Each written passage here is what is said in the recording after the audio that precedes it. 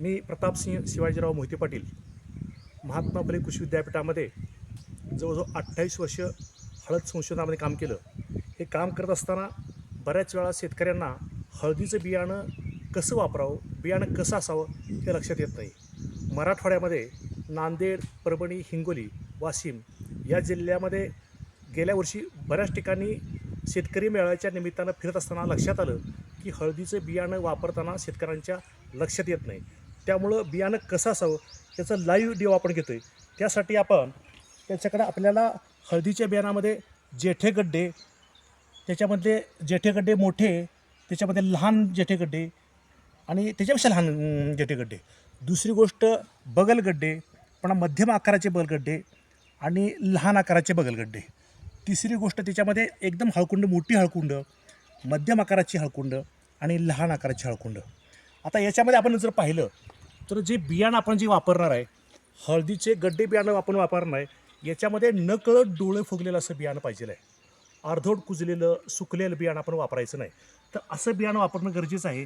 याच्यामध्ये काय करायचं आहे, आपल्याला 40 ते 42, 45 क्विंटल प्रति एकर उत्पन्न जर घ्यायचं असेल तर त्यासाठी असं मोठं साधारण 100 ते 120 ग्रॅमचं बियाणं असावं.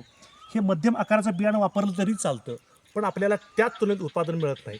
सगळ्यात महत्त्वाचं म्हणजे हे जेठे गड्डे जरी लहान असले तरी लहान गड्ड्याचं बियाणं हे अजिबात वापरायचं नाही, हे शेतकरी बंधूंनी लक्षात घ्यायचं आहे. दुसरी गोष्ट आपल्याला बगलगड्डे, जेठे गड्डे घेताना बगलगड्डे येतातच, पण बगलगड्ड्याचं बियाणं वापरताना याच्यामध्ये हे मोठ्या आकाराचे बगलगड्डे आपण वापरायचं आहे. याचं जे वजन आपण जर बघितलं तर साधारणपणे 60 ते 100 ग्रॅम येतं. दुसरी गोष्ट याच्यामध्ये मध्यम आकाराचे बगलगड्डे आहेत, हे वापरले तरी चालतात.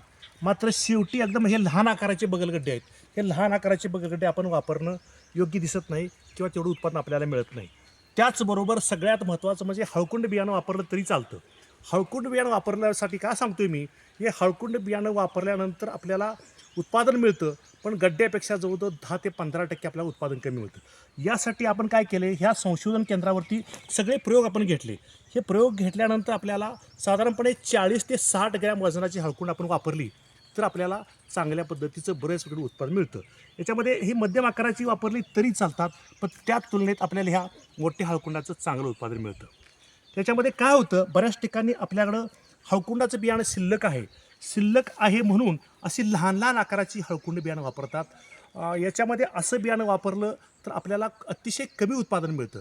थोडक्यात आपल्याला मोठं बियाणं वापरलं, गड्डे बियाणं असू दे, हळकुंड बियाणं असलं, 750 ग्रॅम, 1 किलो, 1.5 किलो, काय ठिकाणी 2 किलोसुद्धा आपल्याला उत्पादन मिळतं. मात्र असं लहान आपण हळकुंड वापरलं तर आपल्याला चांगलं उत्पादन मिळत नाही. म्हणून शेतकरी बंधूंना मी कशा पद्धतीचं हळकुंड बियाणं वापरावं, कशा पद्धतीचं गड्डे बियाणं असावं, या पद्धतीचं आपल्याला मार्गदर्शन करण्याचा प्रयत्न करतो आहे. तर चालू वर्षी आता हळदीचा लागवडीचा हंगाम चालू होईल, तर शेतकरी बंधूंनी एक लक्षात घेणं गरजेचं आहे की मोठ्या आकाराचे गड्डे असावे, मोठ्या आकाराचे बगड असावे, त्याचबरोबर मोठ्या आकाराची हळकुंड असावी. अशा पद्धतीचं बियाणं वापरून आपण लागवड करणं गरजेचं आहे. धन्यवाद.